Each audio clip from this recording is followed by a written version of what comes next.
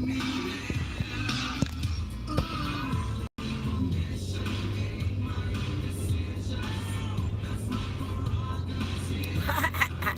morning.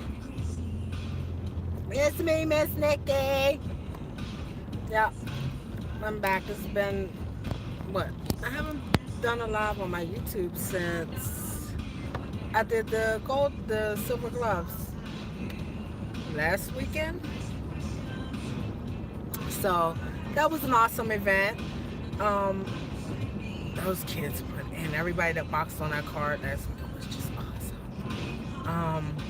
757 Boxing Club walked out with 12 victories and the team trophy. And we have 757 Boxing Club has five boxers going to the regionals, I believe. So yay! And yay to all my competitors from that event last week. And y'all really put in hard work, lots of hard work being put in by the kids and the adults. Just wonderful, wonderful event. Thank you to Universal General Mixed Martial Arts, where the event was held over there on Victory Boulevard in Portsmouth, Virginia. Thank you to all the clubs that came out: Ninth Dimension, Fight Zone, Team Norfolk, 757 Boxing, all the independents. Just thank you to everyone. Um, yeah, so no, I didn't see that coming. Last time I spoke to y'all directly about anything about boxing, I was kind of talking about the Charlo brothers, and one of them, or both of them, had missed a testing appointment with the commission, the people that come out and test the boxers and the fighters, and I think people wanted to, throw shade on them and say they were probably, doing something they didn't have any business. And I told you guys then, in that moment, I felt like those two young men, those two brothers, were too vain. And I wasn't saying that to be smart or say anything bad about them, but I think my spirit tells me they're too vain to use performance enhancing drugs. They know that's not a good look. So, with that being said, that was never founded to be any truth to it. So it was just what I thought it was, a miscommunication, and time just didn't allow for them to meet when they were supposed to. So with that being said, they had to lift Mr. Charlo's suspension, and he got his bang on last night, and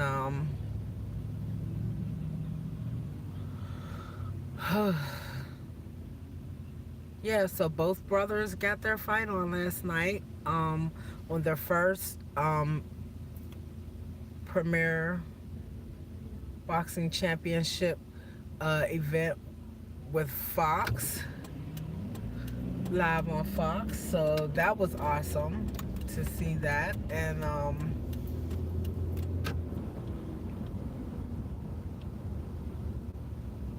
I did not see it coming, Mr. Charlo losing. I believe it's Mr. Mail, Mr. Jermel.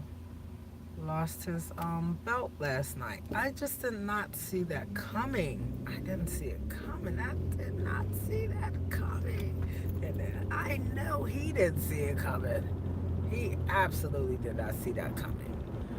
He already let y'all know he's not the nicey nice guy that everybody wants him to be. So don't expect him to be any more humbler or anything. He's not about to be nicer because he lost that fight. Basically, he's saying, fuck it, two tears in a bucket. And he's on to the next thing, whatever that may be. It's a rematch clause in the contract, so those two, um, Mr. Charlo and Mr. Harrison, Mr. Tony Harrison, who is now the current keeper of that belt at 154. Yep, I believe they were at 154. And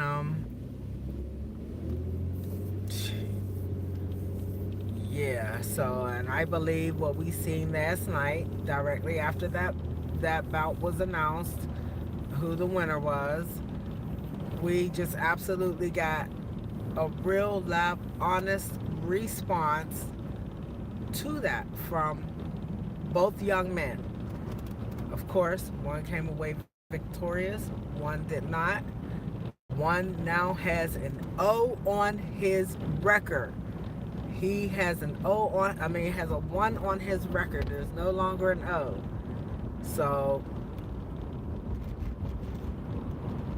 he can't never get that back. All he can do is step into the ring and either take that belt back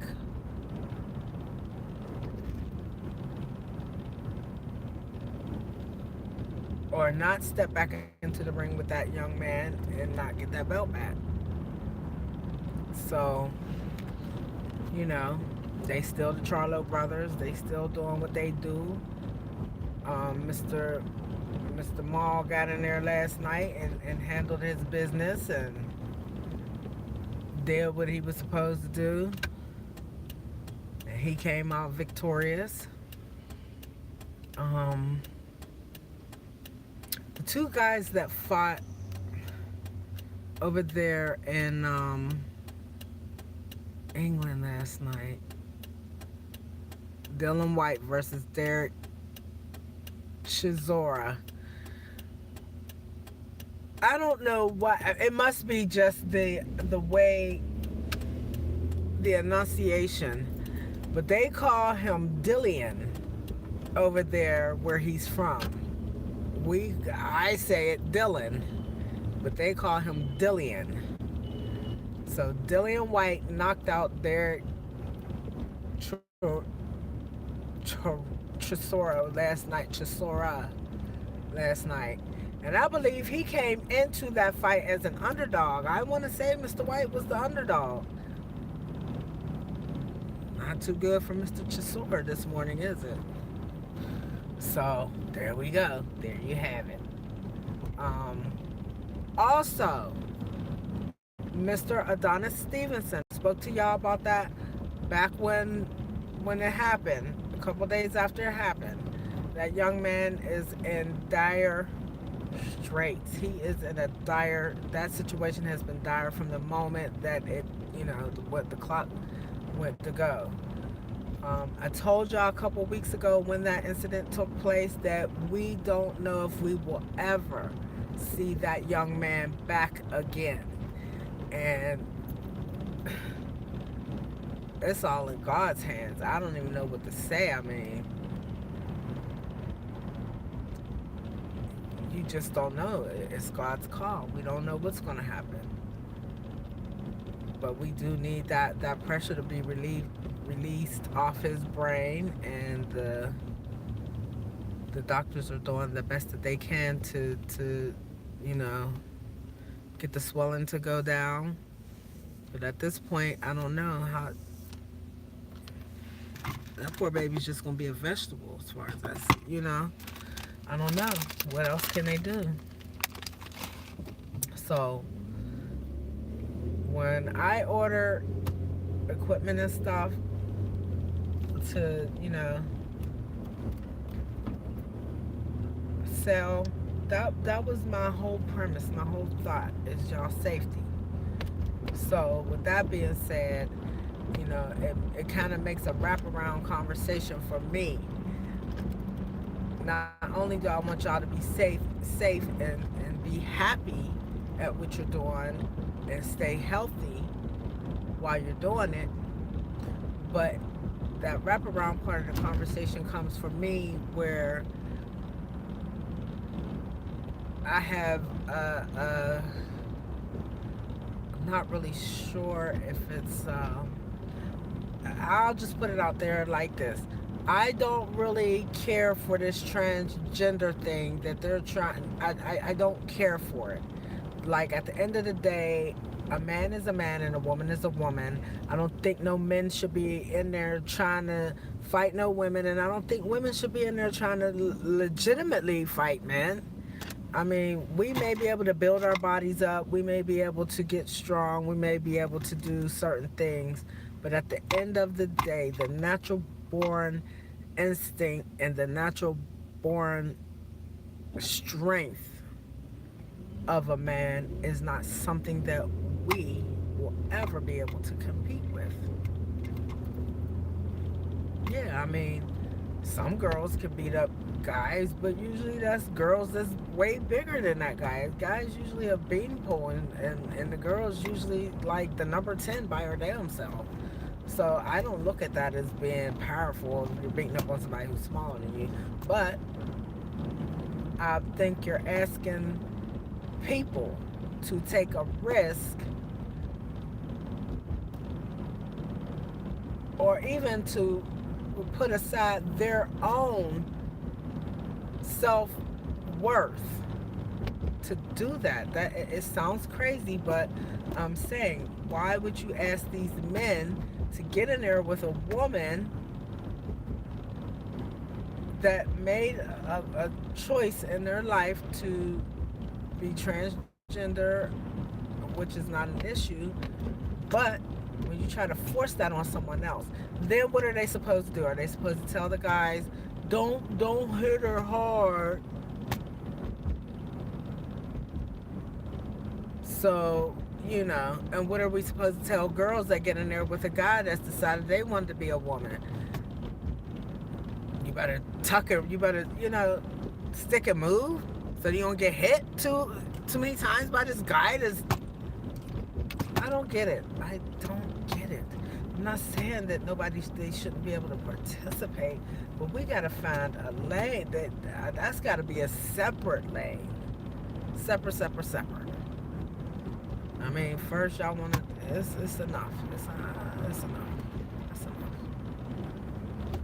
I just don't really see, I don't know. And I don't really care to,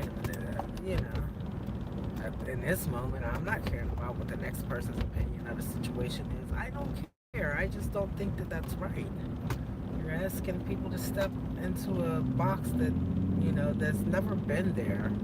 And some things you can make allowances for, and then some things you just can't. It's just that simple.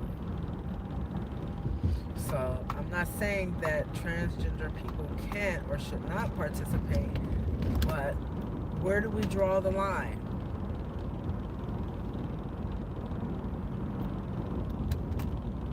Where do we draw the line? Where do we say enough is enough, men are men, women are women, and how about we just let that be what it is? I'm just tired of unnatural shit becoming natural. That's what I'm sick of.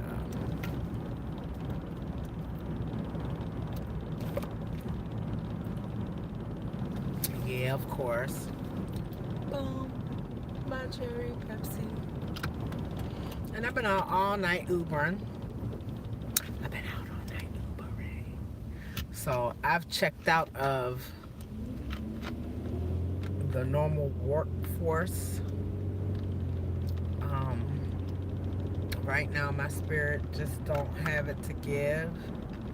I have 22 years being a career CNA, and I just don't have it to give right now. Like, I don't have no fucks to give right now.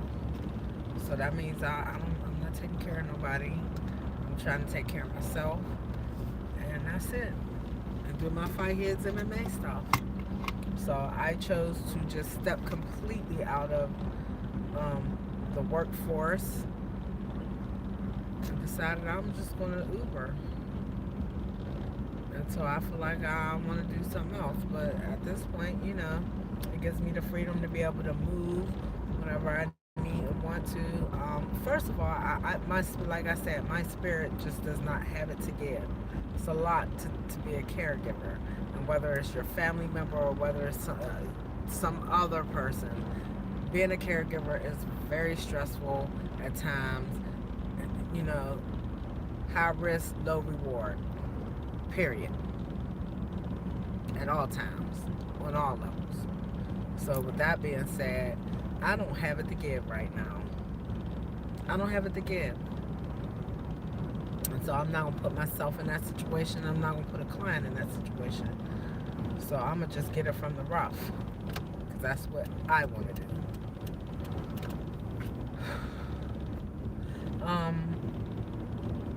Next week, speaking of, next week will be um, the UFC card, Gustafson versus Jones versus Gustafson, however you want to look at that.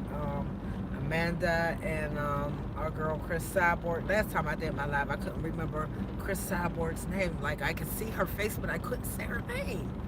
So those two are going at it.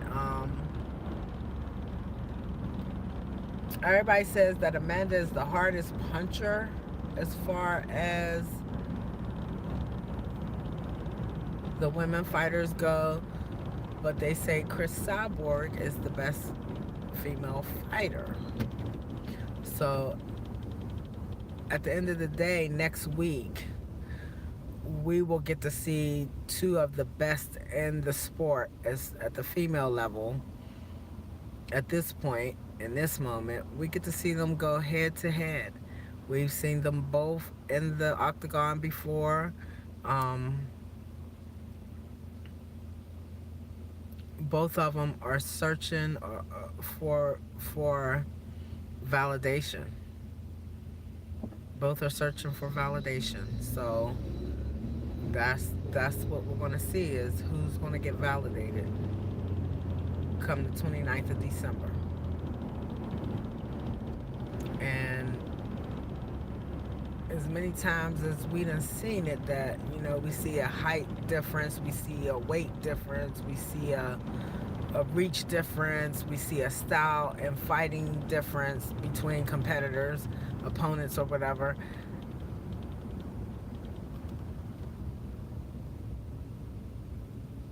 And we tend to think that the bigger of the two of them are going to be the victorious one. That happens sometimes. It does happen.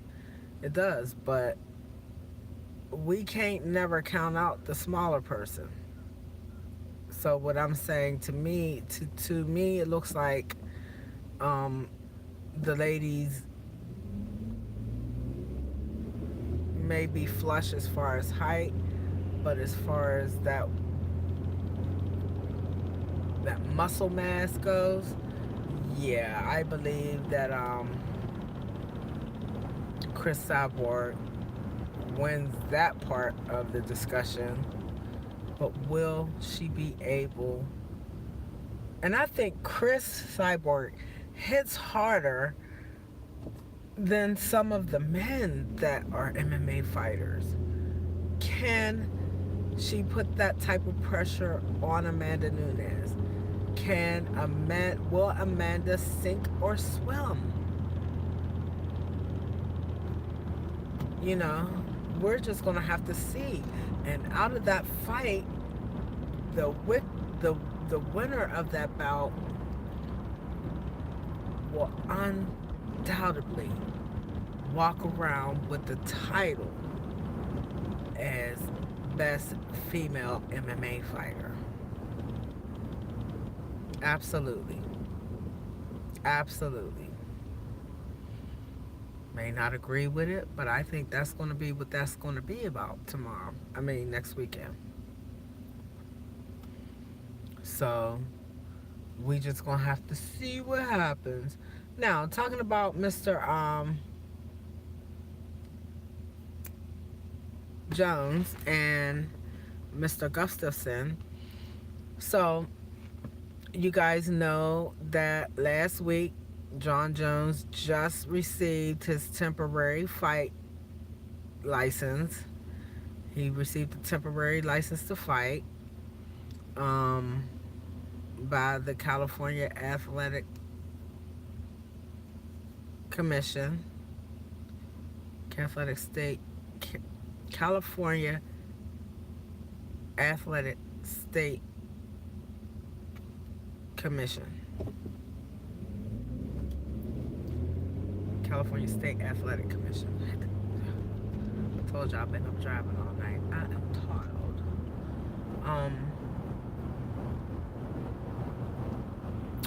And I did take the time to watch that video because I did share it to my Facebook. And I did take the time to listen to that whole video. So they talked about different things going on in MMA and boxing. And they did speak about Adonis Stevenson. They were concerned about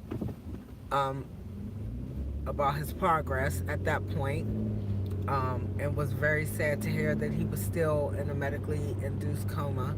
Nobody wants to see anybody in that position. They spoke about Golden Boy MMA and their idea to test amateur fighters for that card. If you're going to fight on that card as an amateur fighter, as a pro fighter, you know that's part of the deal. But as an amateur fighter, y'all don't have to deal with that at this point. So I told you guys, this is going to be one of those things that will take off like wildfire.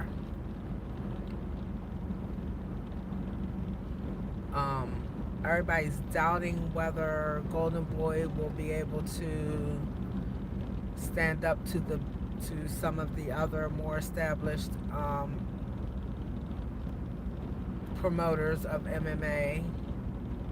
And I believe I just don't see how they lose. I just don't see how they lose. They Golden Boy, and regardless of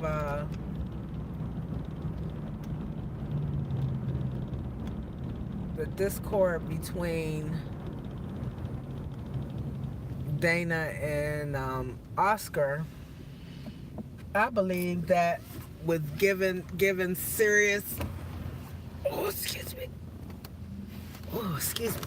given serious thought and putting the right people in place, I believe that they can make that happen and it could be successful. Because I tell y'all all the time that there are more of you fighters than there are fans, than there are of us as fans. So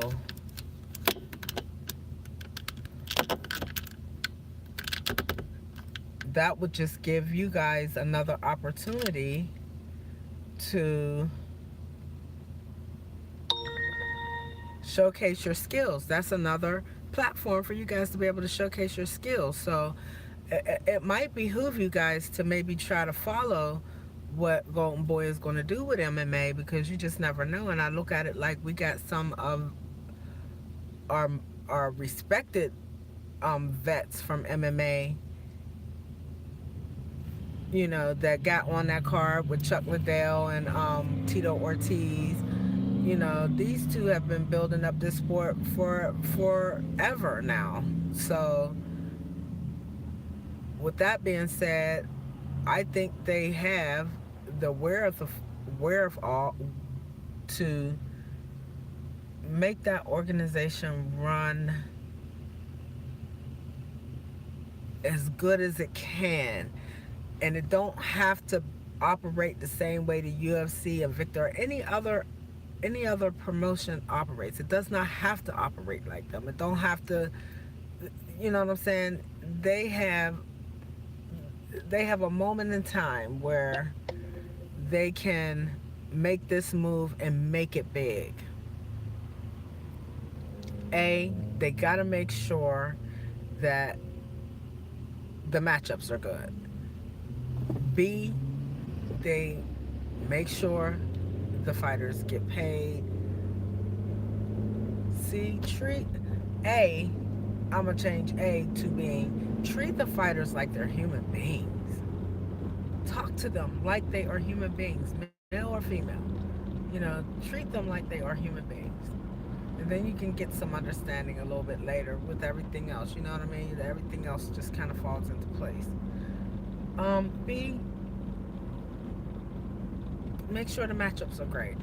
You know what I'm saying? Don't bring no whole bunch of high power fighters on there and then throw these newbies or green fighters to the wolves just to make the veterans look good or anything like that. What the hell happened? They must have had a fire at the Guitar Center or something. I don't know. Or somebody must have accidentally drove through their window.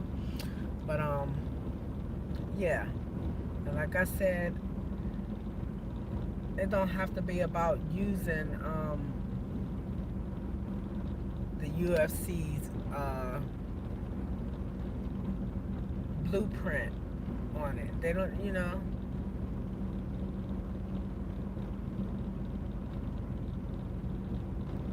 Oscar De La Hoya is a promoter at this point. He knows what it takes to promote. And I say, watch out for them. I think they want to do it. And like he said, Dana White telling him not to do it or telling him to sit his butt down makes him want to do it even more. It's not how it always works. When we tell the kids not to do something, then it makes them want to do it more. So yeah, I see that being the case, and he can do it, and he can fall on his face, and it still be a success for you guys as fighters. It'll still be success for you guys as fighters because it still will be another platform for you guys to showcase your skills and let everybody know that you exist. Period.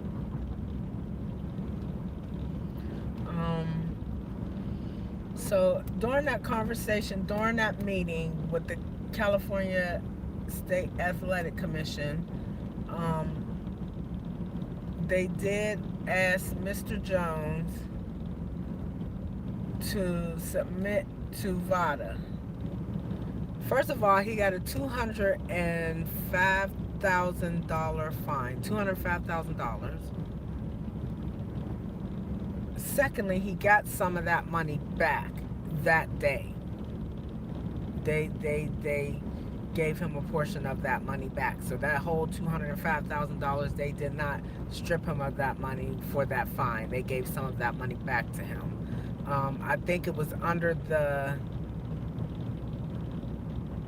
I think they gave him some of the money back under the impression that he was going to agree to the VADA testing and go work the program that the commission was, asking him to be a part of. And at that time, at that meeting, his lawyers, or not his lawyer, but the representative from the commission that's on the other side of the table, brought up the fact that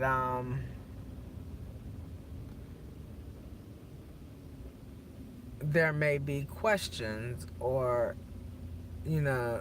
stuff that they don't see right now in this meeting pertaining to John Jones and this VADA thing. It's stuff that they don't have access to right now in that moment to say that this is going to be what in their minds they want it to be. So with that being said, that basically left that door open, because they said, yes, we'll agree to it, but we're not going to sign off on it until we get to read everything on it, which is a good thing, because then if we have any discrepancies, then we can either go back and try to have them changed, or we're going to have to, decline the offer to adhere to VADA. So that's what happened. They obviously came across something that does not correlate with something in Mr. Jones's life or something, I don't know. But that now he's saying that he's not going to test with VADA.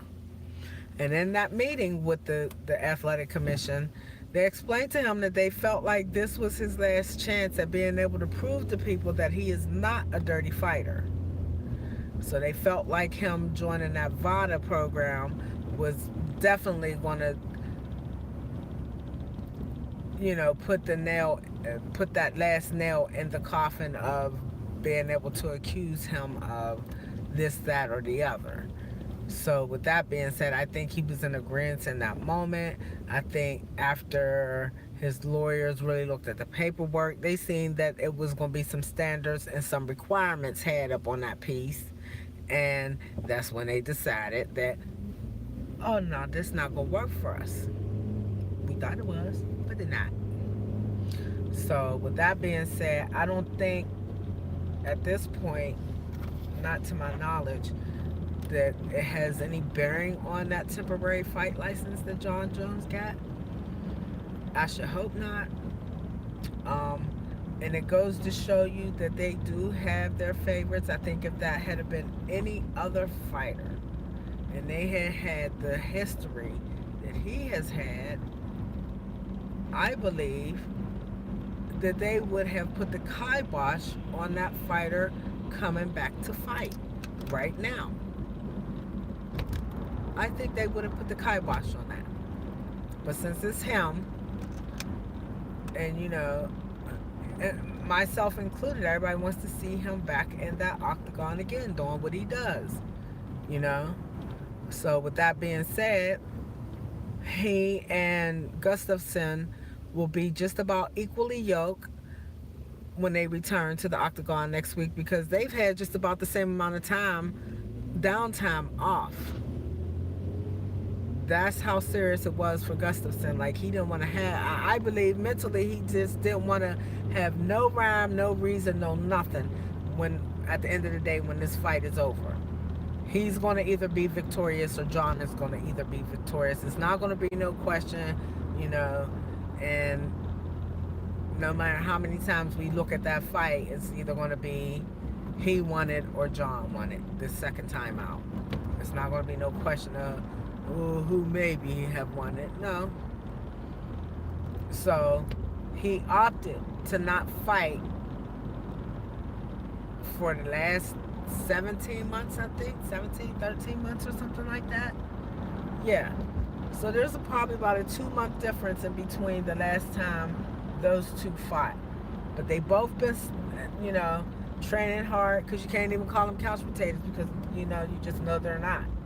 So, they've been working hard and training and training and training and training and training for this bout. At the end of the day, you got to respect both men. They're going to show up.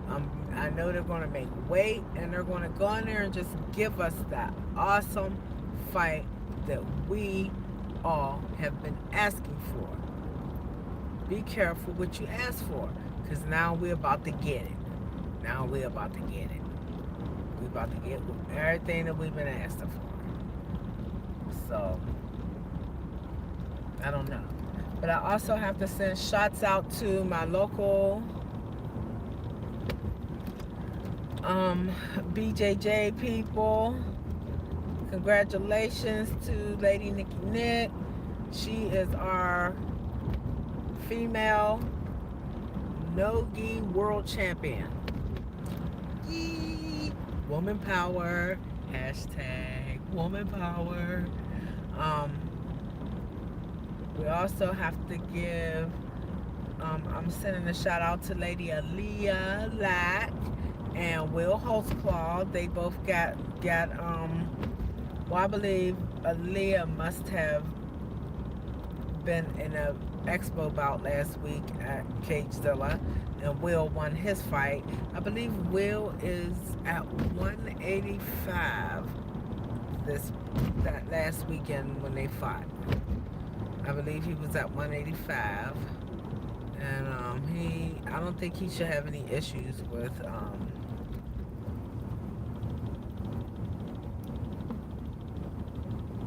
meeting that weight at all. He got his win. Congratulations, Will Holtzclaw. Um, yeah. And to all my other um, warriors that have had bouts in the last couple weeks that I may not have even spoken on, but I probably talked about the events before they happened. So, congratulations, Sean Brooks. And thank you to all my subscribers on my YouTube, on my Facebook, on my Instagram. Thank you guys. I really, really appreciate you. I love you. You know you can always donate to Miss Slicky Scars at the on the Cash App. And my handle on Cash App is the money symbol and then Fight Heads MMA, all one word. Money symbol, Fight Heads MMA. That's Cash App. And what is that other thing I got? I forgot. I have t-shirts. I got the white beater style, camo bling, regular t-shirts, and white beater style t-shirts.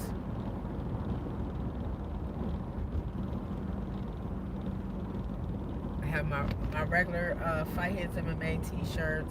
I still have boxing gloves, 12 ounce and 16 ounce, I believe. 12 and 16 ounce. I still have MMA gloves and headgear. So, you know, safety was the first thing that I thought about, and that's why I ordered that gear. And what the hell? Really? People, y'all ridiculous with this shit. Can't have nothing. Can't have nothing. Can't have nothing. I got to go back around just so I could look at this.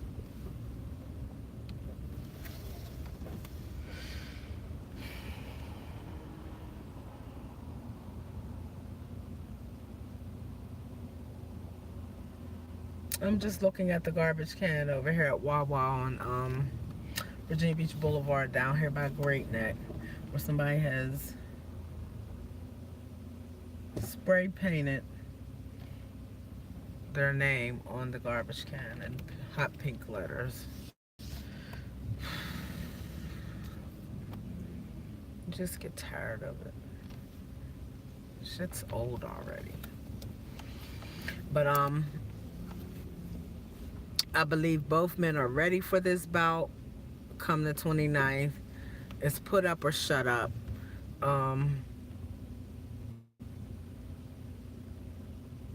Yeah, they're going to be pretty much equally yoked because they've had this just about the same amount of time off. John was off on suspension for what, 13 months? Anywhere between 13 15 months. And so Gustafsson just been, on a hiatus that long, training and get ready to go against John Jones. I don't know what they're going to do with the illustrious heavyweight division over there at UFC.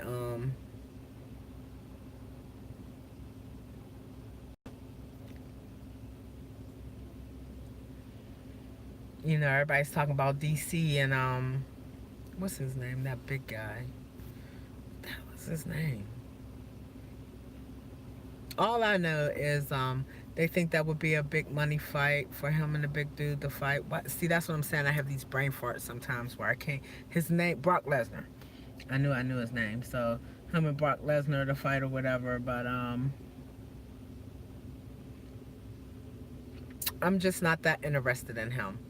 Because how the fuck can we give John Jones all the grief in the world about the shit that went on with his situation, but not give this other guy grief, Brock?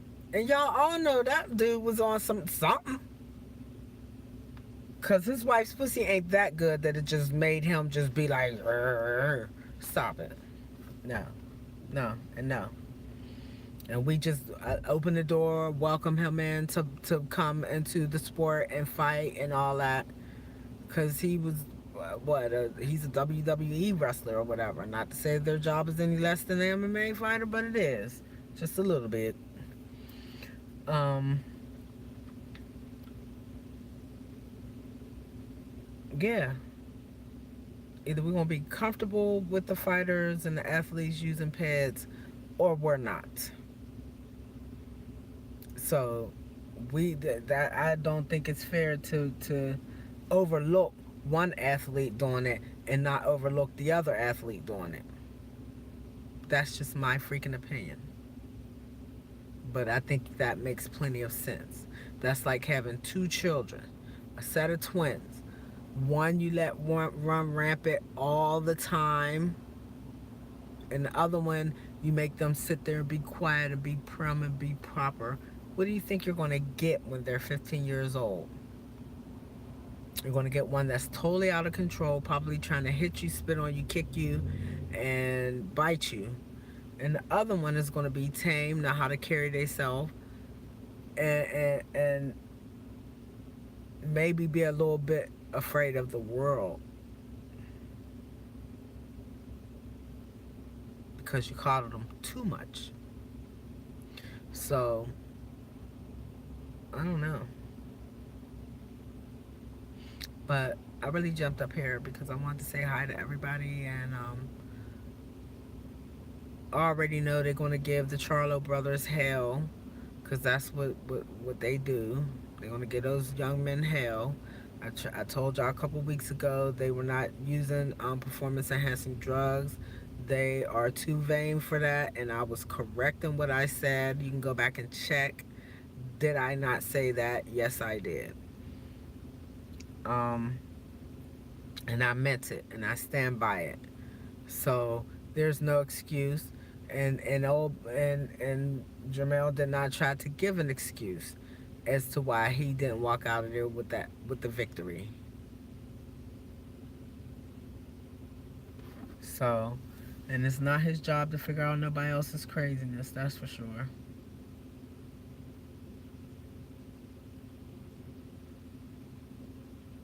hmm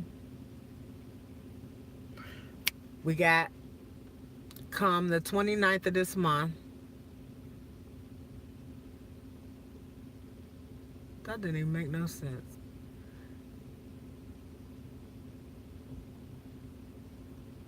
Come the 29th, Fight Zone is having a tough man competition. I believe I shared that on my YouTube. But you can go to Fight Zone's Facebook page or social media page and look up the promo for that. But I'm gonna see if I can get that out later today after I wakes up from sleeping, because I'm about to go to the house. I'm gonna go right in Wawa and get me a sandwich, and then I'm going to the house and I'm gonna lay my butts down for a little while.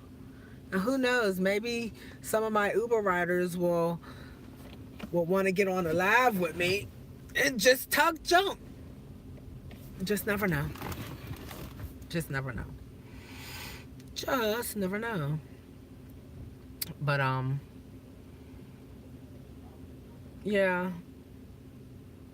lots and lots of things to talk about. It's not that I haven't been watching or keeping up with what is going on.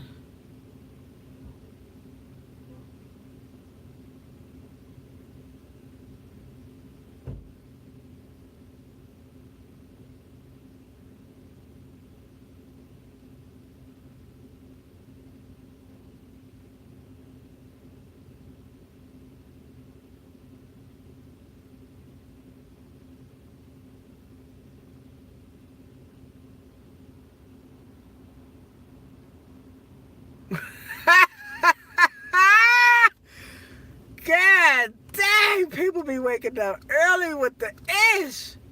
I'm sorry, y'all got sidetracked watching something happen right here in this dang old Walmart parking lot. It's crazy, crazy, crazy, crazy. But yeah, lots of stuff to talk about.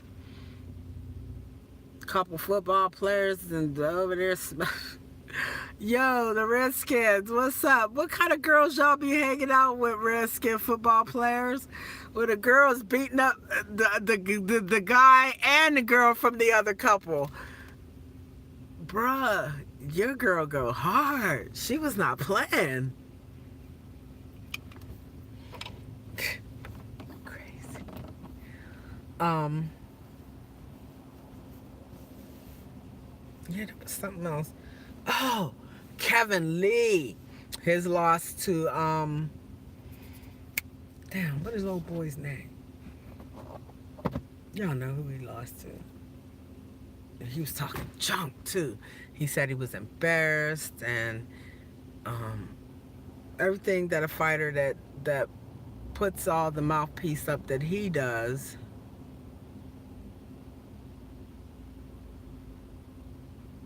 before a fight and to go in there and lose that fight. Um and he admitted, I keep telling y'all, stop trying to change shit in the middle of a fight.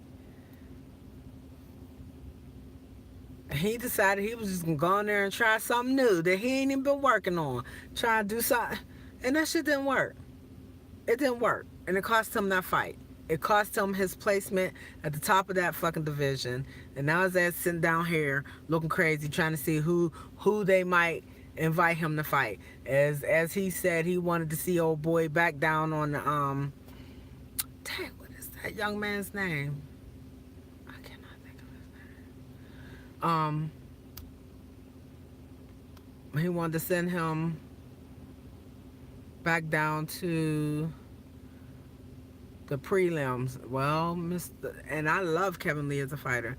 Well, Kevin, your ass is back down on the prelims now. You cannot wish bad. Alaquinta, that's his name. Alaquinta.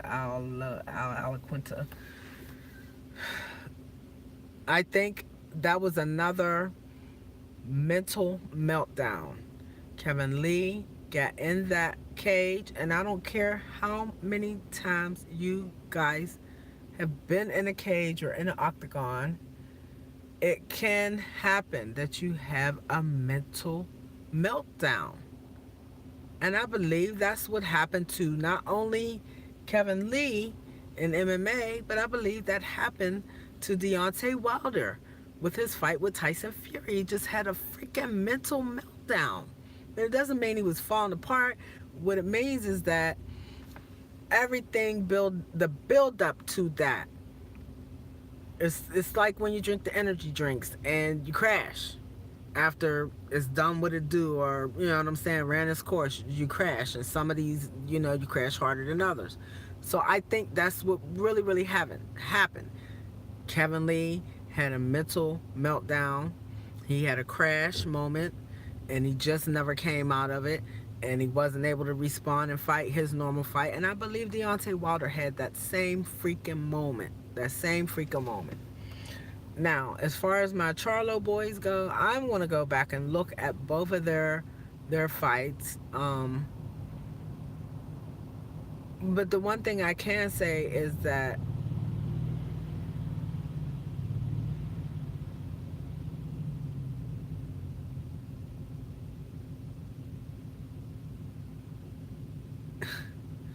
is that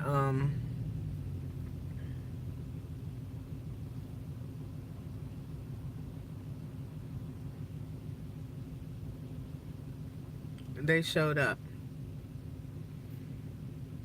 They showed up.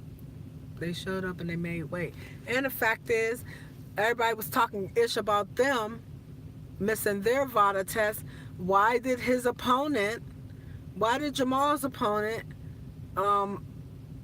test dirty? I told y'all those boys are too. See, they don't want that stipulation on their name. You can call them losers. You can call them mean. You can call them strong. You can call them high strung, whatever. But one thing you will not call them are dirty fighters.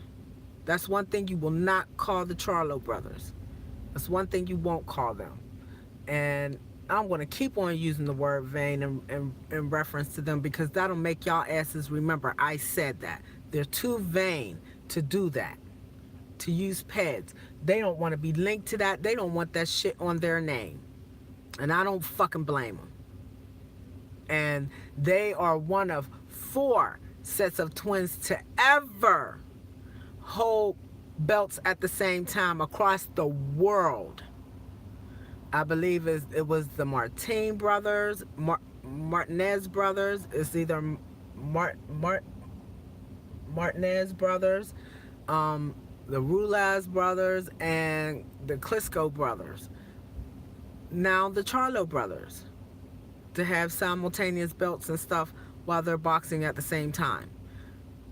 So I understand their plight is just a little bit different from a lot of the boxers, because not only are they twins and they're brothers, they're black, and they gotta do extra to get the recognition that they work so hard and fight so hard to, that should naturally be built. There's people out here that don't do shit and we show them love. There's people out here that don't do shit. Nothing. Don't show up for nobody, don't do shit. We got people out here that they make a living off of showing they, you know, it's everything. So I said that to say this. We got a lot of people out here that don't even put in half of what the fuck those 2 young men and all the other boxers and MMA fighters in the world put in. But they have an opinion, and they want to put them down, and they want to cuss at them and fuss at them, and then they be all in their feelings when they meet these young men and women in person, and they don't really want to do an interview with them. Because you just spent the last 6 months calling this guy a loser, an asshole, and everything else that you could think of, and you don't think they absorb that, and they're not supposed to feel a certain kind of way about that. They know it's a certain amount of going back and forth and yik yakking and patty whacking and all of that. But at the end of the day, you know when you're crossing the line, when you're talking about somebody, you know when you do. You know what I'm saying? And if you don't make a disclaimer beforehand, before you cross that line, saying, look, what I might say might upset some people. It might upset the person I said about. You get what you get. So, you know, I'm very proud that the Charlo brothers was able to make the deal that they, you know, get the contract that they got with Fox, and everything that's happening for these young men, win, lose, or draw. I'm very proud of them, and I'm very happy for them. And I get and understand why they have the attitudes that they have. I really do. I get it. And, oh, boom, 2 situations. One is, I seen a news report about New Jersey, I think it was, or New Hampshire, somewhere up here on the on the East Coast. We had a young man that is a high school wrestler that had his hair cut at a school sanctioned event. They cut that baby's dreads. Whoever that referee was, whoever the fuck you are, first of all, you need your ass kicked. Ass kicked.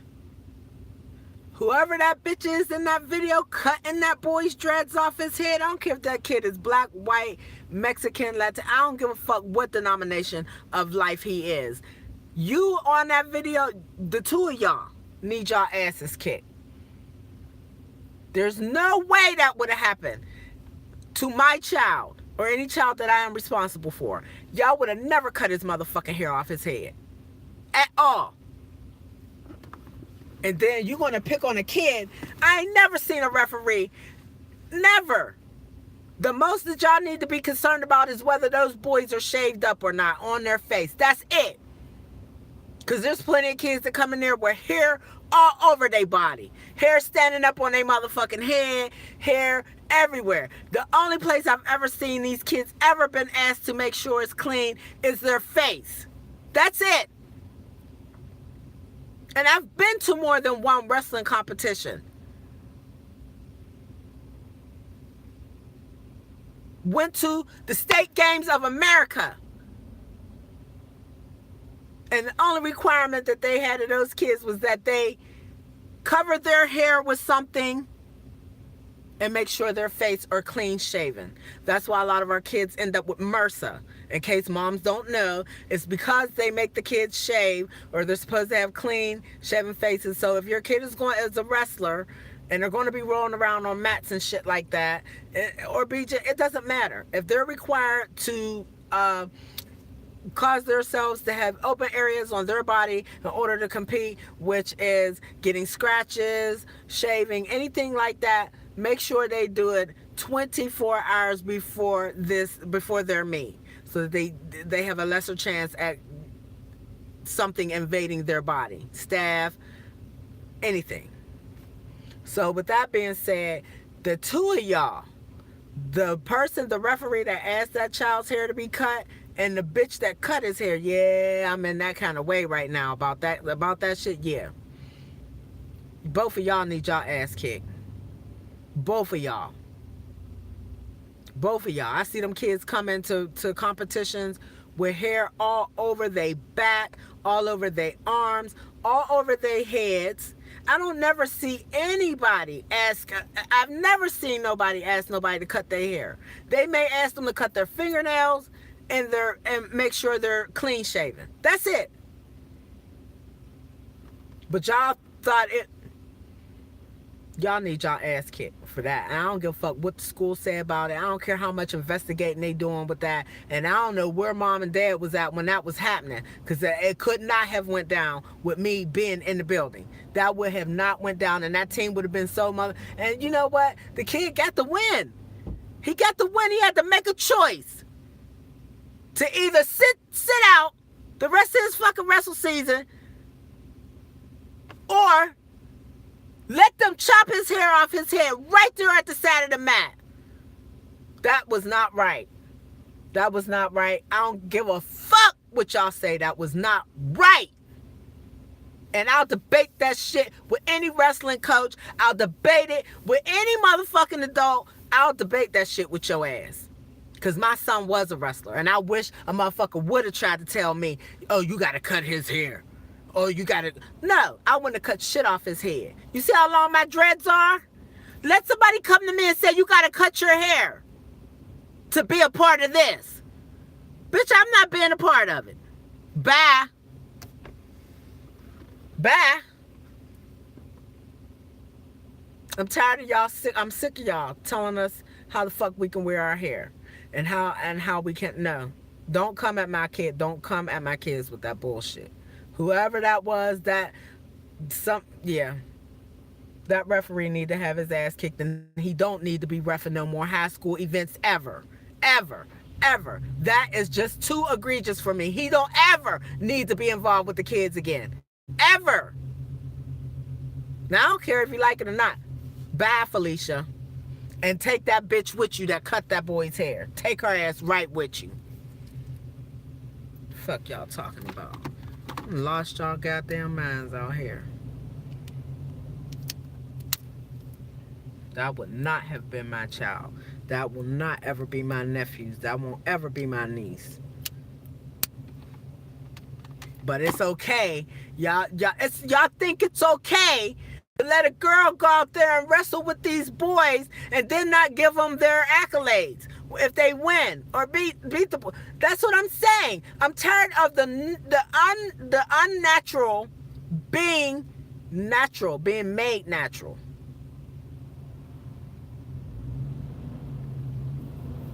Fuck up. Y'all not getting no special bathrooms from Miss Nikki. None of that shit. None of it. I'm over it.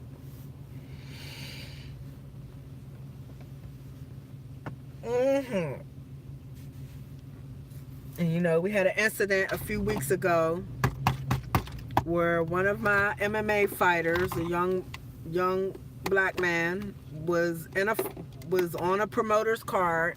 Said promoter will remain nameless. I'm going to leave the names of the fighters out of this, but I'm going to describe the situation to y'all. So we have a black fighter and a white fighter in octagon fighting on a promoter's card. It's a legitimate event.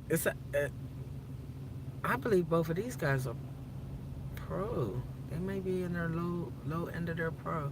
But whatever the situation is, the wife of the Caucasian man was doing a live, and she said some words that just did not sit. Yeah, she should have never been saying that. No, no, no. And just for y'all to know, she was saying the word nigga. Get that nigga out of here. Get that nigga out of here. Whatever she was saying in the video. I watched it, but it was, sometimes my ears just turn off the shit that I know I don't even want to be bothered with. So with that being said, first of all, she did it during the live video. Secondly, this lady was intoxicated. I'm not giving her a way out or a reason or anything, but I know I could hear in her voice she was intoxicated. I will say this. When I'm at these events, I do not see the wives or the girlfriends of these fighters turned up this kind of way. I see fans turned up that kind of way, but the wives of the fighters and boxers, I've my first time to see anybody that kind of intoxicated at an event. So, you know, that was hard to watch a little bit. But then what happened was the promotion never reached out to this young man, which at the end of the day, I don't know if that was really their job. I get it, but it was several days later, and the promotion knew about this incident, that the incident had taken place. They probably seen the video a few times also. I'm pretty sure several people probably sent it to them. And they had not reached out to the young man that had been, the black fighter. Now, I don't even know who won the fight. There was so much discrepancy about what happened with the video in the video that I don't even remember who won the fight. But I did speak to both fighters. I had a conversation with both fighters, and I had a conversation with the promotion. Me, Miss Nikki, Fight Heads MMA. Yeah, I did that. So when I seen that my fighter was unhappy about this situation, and that the promoter was maybe dragging their feet to reach out to him, I reached out to them, to the promoter. And I just explained to them, I'm pretty sure y'all are aware of what happened. I'm pretty sure that, at the end of the day, we know it's not you all's job to control what other people say or do, but you won't survive this if you go silent. If you do not reach out to this young man, it's not a good look. So, it was some things that he had made the post. The only reason why I knew about the video was because one of the black fighter shared the post, and I don't think he wanted to do that, but I think he needed to have himself and his people that were in that event validated. Because if anybody had heard her saying that, that could have been detrimental. That could have set a firework off in that place. And those people might not have had a building when that situation was over. So with that being said, at the time when I reached out to the promotion, the young man had just made the post within the hour. I seen it and I immediately responded to it. I didn't bring it up then because I needed to see where it was going to go.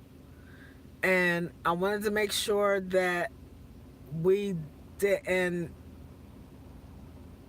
make this uglier than what it was already is. That's what I didn't want. I don't hear people behaving like that at the events.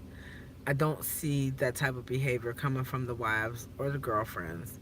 So I was very shocked, that she was that kind of intoxicated where she allowed herself to play herself out of pocket like that. Because she could have started a riot with those words, you know. And I'm going to have to say that the fighter who it was his wife that,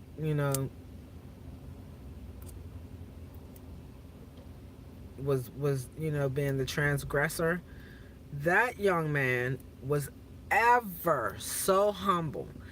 I must say, everybody that I spoke to involved in this situation, both of the fighters and the promoter, everybody was very gracious when they spoke to me. Nobody gave me angry energy. Nobody cussed me. Nobody called me names. Nobody told me to mind my business. None of that. Everybody responded to me. They were so gracious. They knew that I was only trying to help. Eventually, the promotion did reach out to the young man, and I don't know what that conversation was about because we didn't have it. I know him, but I can't remember. Oh my gosh. Harvey Grassi, Muay Thai instructor over at Diego Bisbal. I'm sitting here. I see him come out a few minutes ago, but I'm talking, but and I'm looking, so I'm not really. But then he walks back, and I see him again. He looks different because he's lost a lot of weight. Last time I seen him, he was very heavy, and he's not that heavy. He's nowhere near heavy as he was when I seen him last time. But it's been a year, so look at that. Jesus saves. Oh man, the guys must have been working on him. A little bit of stress from life just melted that weight off of him. But everybody was so gracious to me and responded to me within the hour when I was speaking to them. The promotion, both young men, the young man whose wife that caused all the riff and stuff, he was very, very upset with his wife, needless to say. um I did invite her to an interview, and not to beat up on her, not to give people a chance to beat up on her, but to give her a chance to apologize to the MMA community for that moment of bad behavior she had. I believe that at the very least, the guys and the girls were owed that. The men and the women of the sport were owed that apology from her, because there's people that see it that were not even involved or not even there or don't even know them, but it still affects us that way, like it happened to us. So that that young man himself, the fighter, was very upset. It does affect him moving forward, because promoters can say we don't want him on the card if we think that his people or anybody that comes with him is going to be a problem like that, or they could potentially be starting riots out in the crowd of onlookers and supporters. They don't want or need that type of stuff happening at any of their events. So one thing y'all don't have to worry about is this lady getting on Facebook or any other social media from this point forward and being derogatory about anything, because I guarantee you, if she gonna lose her husband. And that's very serious. And that's not what he said to me, but just the energy I got from him, in our little piece of conversation that we did have. And I got my receipts to prove it. I ain't got to make nothing up to kick it, Craig. He was very upset. He knows that this affects him and his movements in the MMA world. He knows there's basically not much of anything he can do to make this up to his fellow MMA fighters.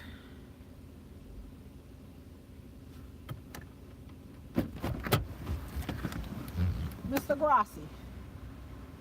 Hi. How are you, baby? You look good. You look great. You look great, baby. I'm coming. I'll be over to see y'all soon. Yes. Y'all been doing great things. You don't think I see? You don't think I see? That's a hey. Ever since I first met y'all, that's what y'all been doing.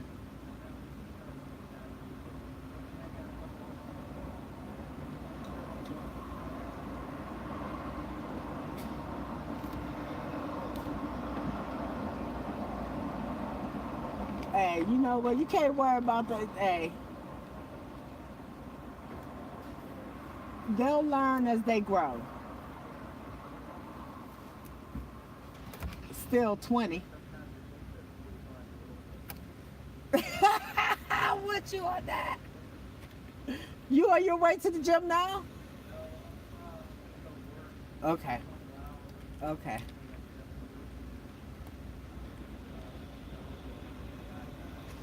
Okay. The MMA Institute up there. I might have to come take a trip with you up there one weekend.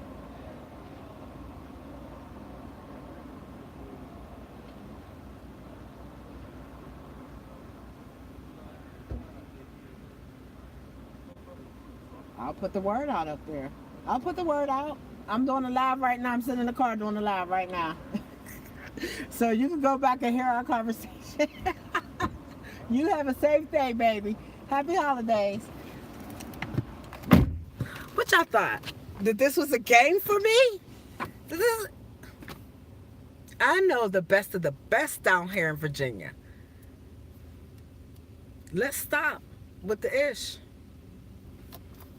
So, you know, Harvey Grassi from Diego Bisbal, and he just reminded me that he does work with the MMA Institute out of Richmond up there. I done spoke to them before. I done had an interview with some of their guys before. Come on now, Sticky been around. Sticky gets around. So, let's get it. I think I probably need to recollect myself because I did have some notes that I have written down. But usually when I'm trapped, damn.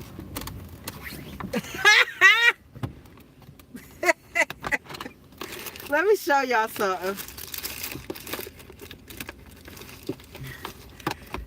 In 24 hours, I'd have found 2 lighters in my car from my Uber experiences.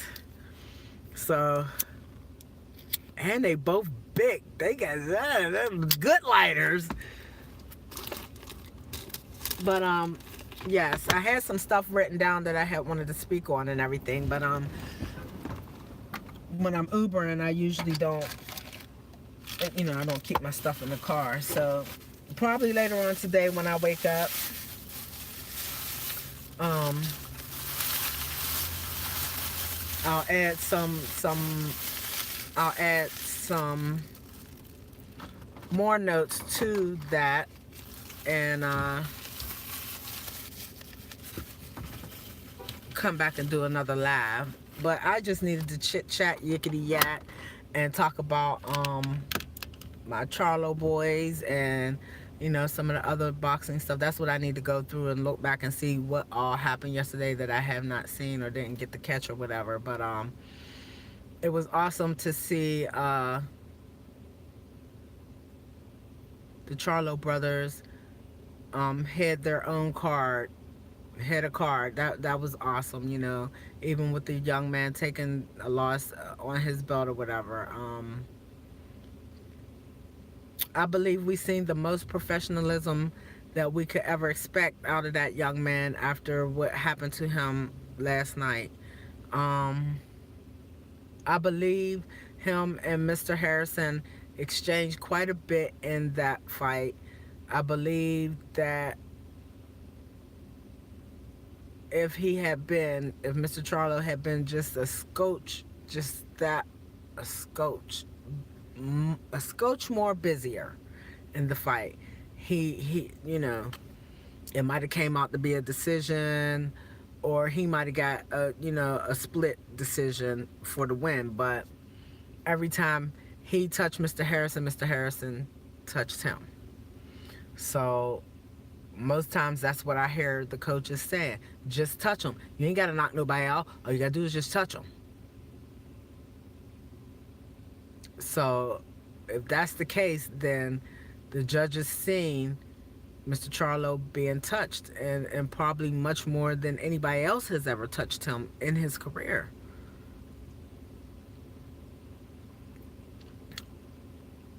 He almost knocked that kid out, Mr. Harrison, in the 12th round.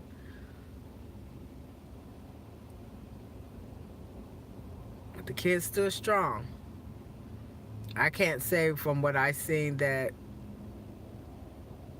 it was maybe it was power punches, maybe it was blows to the body. I don't know what the judges were scoring. You know what I'm saying? Everybody sees the fight. We all see the same fight, but we all see it differently. So I don't know. I don't know what was going on with that, and it was a unanimous decision that they thought that he did not put in the work. That just, I don't know. Was there some type of mysterious flash knockdown that I missed? I'm gonna have to go back and watch it because I want to be sure before I speak on this fight. You know, I try to be as fair as I possibly can when I talk about you guys and girls. You know, because I don't get in there and do this shit, so I ain't about to just, you know. But I'm gonna go back and watch both Charlo fights again and see.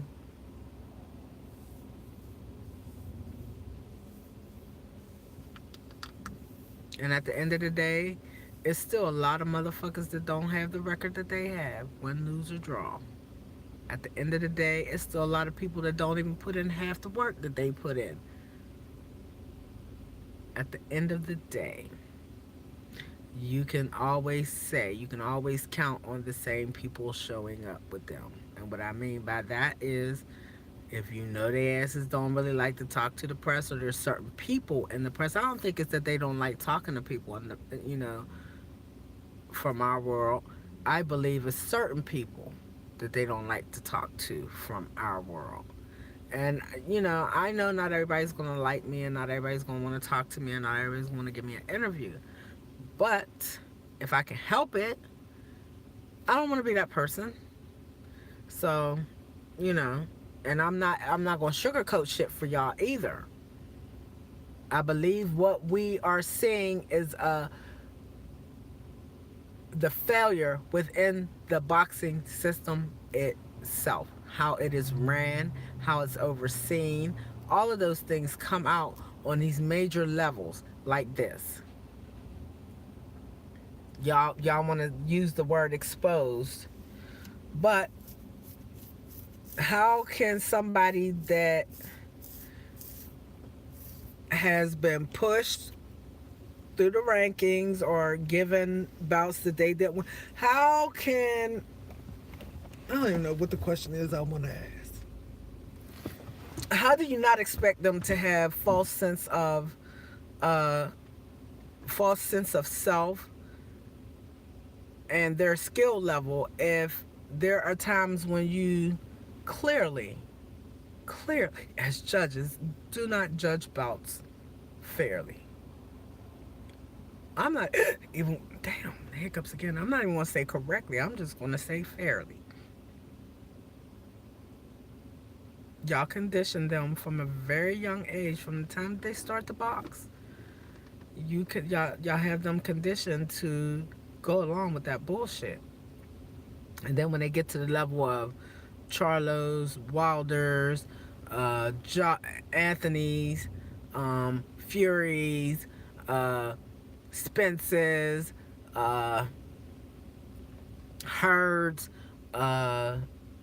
Tarvers, you know, Jones, Roy Jones Jr. When you get to that level, and all this time we've been pushing them through the rankings, oh, you're this great boxer, and then they get up there to that level, and because they've been sheltered and their bouts have been handpicked, and instead of them growing in their bouts, instead of having developmental challenges during the early part of their career. They're just giving people to beat up on. Then they get these exorbitant amount of wins and no losses in that loss column. So then they get to this level, and y'all want to say that they're being exposed, but they're not really being exposed. The system is being exposed. That's what's really being exposed, because these boxers are really getting out here fighting as hard as they can. They really are. So whether they still need stuff that they need to work on, have stuff they need to work on, or whatever, that's with everybody. They're not ever going to stop growing. They're not going to ever stop learning. Whether it's MMA, football, boxing, soccer. I mean, if you choose to be an athlete, it's gonna always be a way to be a little bit better. It's always gonna be a way to be a little bit faster. It's our job as the parents, as the judges, as the overseers of this shit, to keep it 100 with them, and to make sure we keep our shit fresh as the coaches, as the teachers of this stuff, so that our kids don't go out there with that stale ass work. If you a stale ass coach, you giving them stale ass lessons, they're gonna go out there and show stale ass skill set levels. Period. It's that simple. So I don't feel like our boxers are being exposed at this level. I feel like our system is being exposed.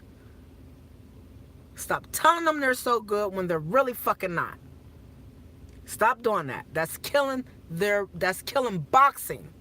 That is killing boxing. That is killing boxing. So don't stop doing that. Stop telling these kids they're the greatest thing since sliced bread, and then y'all let them plateau, and you don't make them work harder. You don't make them look towards the future. You don't make them, and that's because you're not doing it. That's why I ask sometimes, what, as a coach, do you do to keep your situation fresh so you can always be giving them fresh stuff? It does not benefit your boxer or your fighter if you are in their corner and you see and you know they are losing a fight. It does not benefit them to tell them they're winning the fight when they come to the corner between the rounds. It does not benefit them. That's another 3 minutes that he didn't put in the work that he been spending months trying to get right for this fight. So you're going to let them waste months and months and months of hard work and not let them know you down in this fight. You need to get it together. Where you at? Psh, psh, psh, psh, you know, the old smackaroo. You got to tell them the truth. If you don't tell them the truth, we're going to keep getting what we got. These sorry ass bouts, these unevenly matched bouts, all this crazy shit. All this crazy shit. No. Stop it. Don't do that. It doesn't benefit them. It doesn't benefit them. And stop being so quick to want to throw away some of the older boxers. Stop being so quick for it's because of them that any of y'all even exist.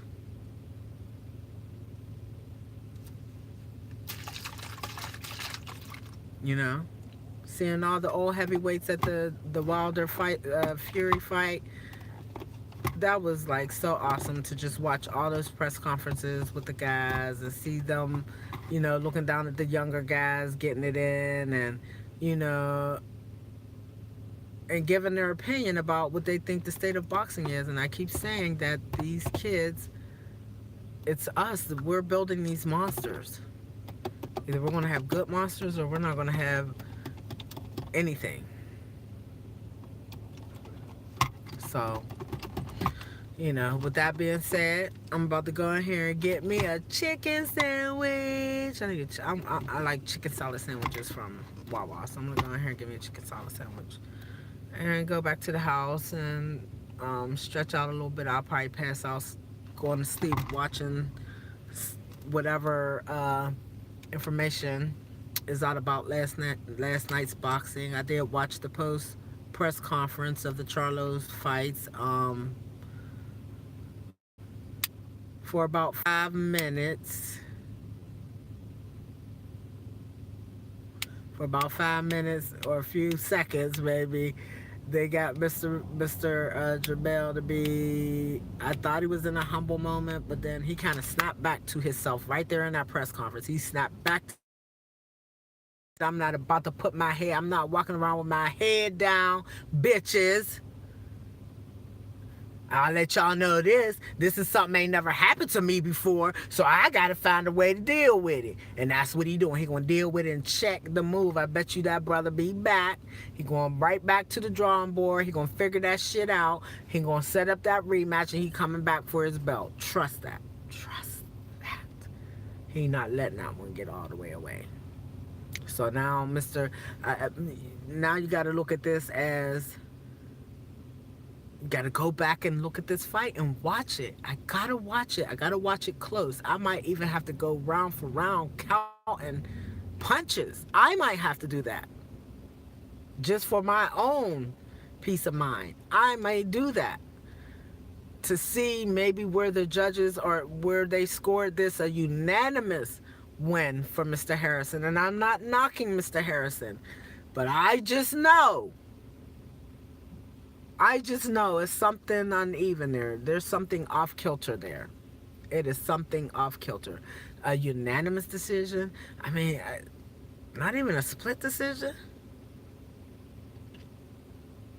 Or I could look at it like this. Was we all being played from the very beginning? They already knew this was the setup. This is what they were going to do anyway. It really don't hurt that Charlo boy to, you know what I'm saying? It's all looks good on paper type shit. You see what I'm saying? But that boy he lost to last night is not a threat to anybody else in that division.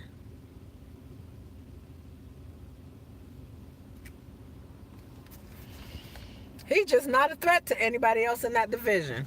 So the best thing to happen is for him and Mr. Charlo to get back together. Go ahead and run that back.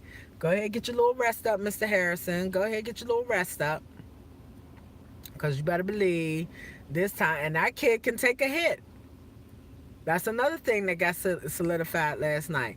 That Mr. Harrison can take a punch. Him and that Charlo young man absolutely exchanged.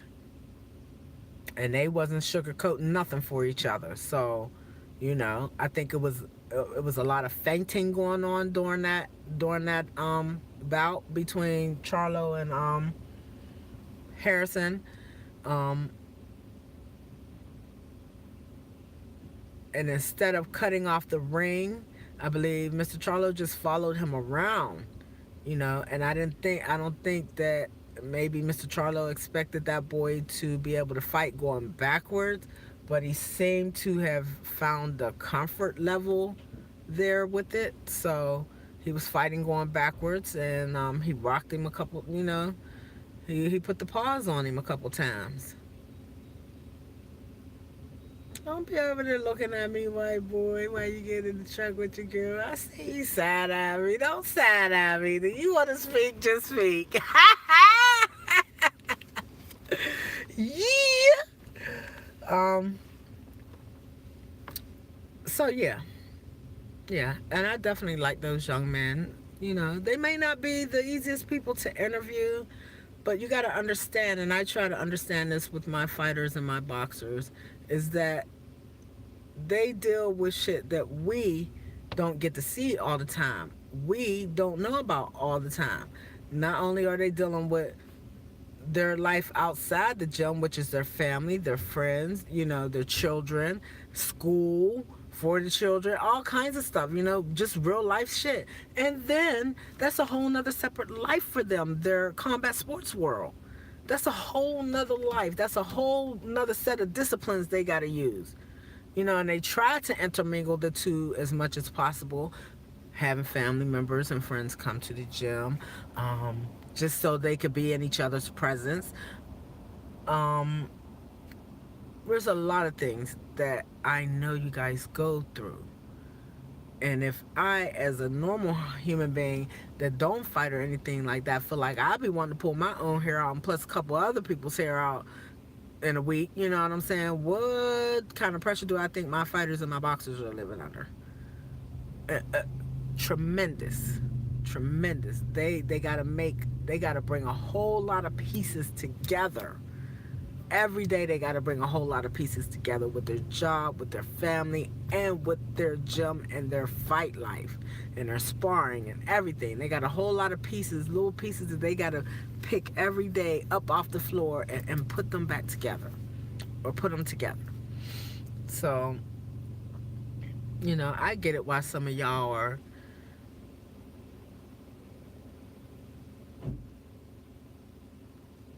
high strung, because I don't want to be disrespectful towards y'all. Y'all haven't done anything to me to make me be mean or be calling names, but I understand why some of y'all are high strung. And then there's some of y'all that are just super humble and, you know, don't have a bad word to say about anybody. I just want to have fun fighting Miss Nikki. I just want to enjoy myself. And so many of y'all that just say, Miss Nikki, this gives me relief. Fighting has saved me. Boxing has saved me. Yeah. And also, at the boxing event last week, the Silver Gloves, Fast Eddie Cook pulled up on Miss Nikki Fight His MMA. Keith Rocco Robinson, our welterweight. I think he's a welterweight in our boxing world. And Jerry Slug Forrest, Newport News own heavyweight belt holder boxer in our area.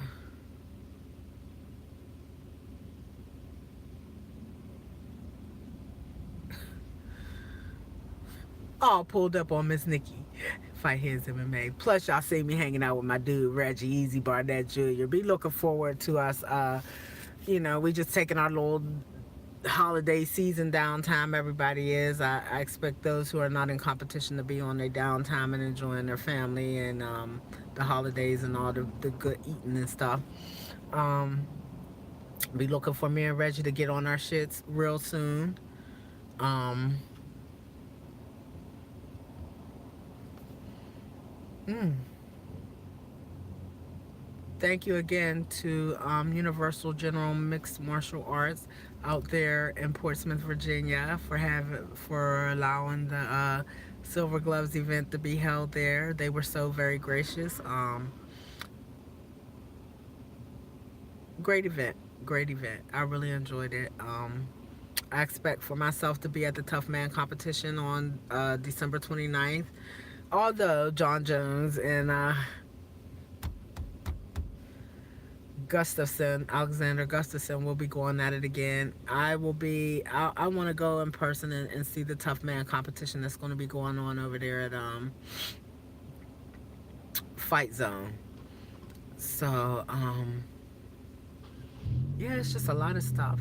And I need to recoup and get my brain right, y'all. So, when I wake up later on today, I'll make sure I come back and do another live and see if I can. I actually like being all over the place, just spitting it out as it comes to my mind. I really enjoy that. That's peaceful for me. I like that, It's peaceful for me to jump on my lives when I want to jump on my lives. I know a lot of people are, what's the word I'm looking? I know a lot of people want to be the first to say something all the time. I don't even need to be the fifth person to say it. As long as when I say it, it makes sense to the people that are listening to me. That's all I need. That's all I need.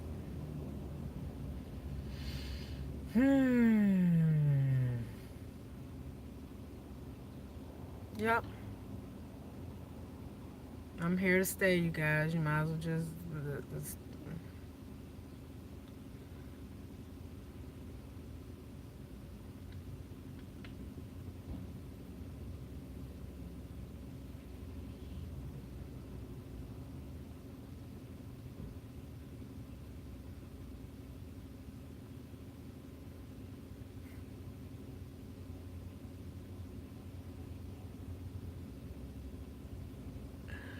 I'm gonna get me a dang on chicken salad sandwich, you guys.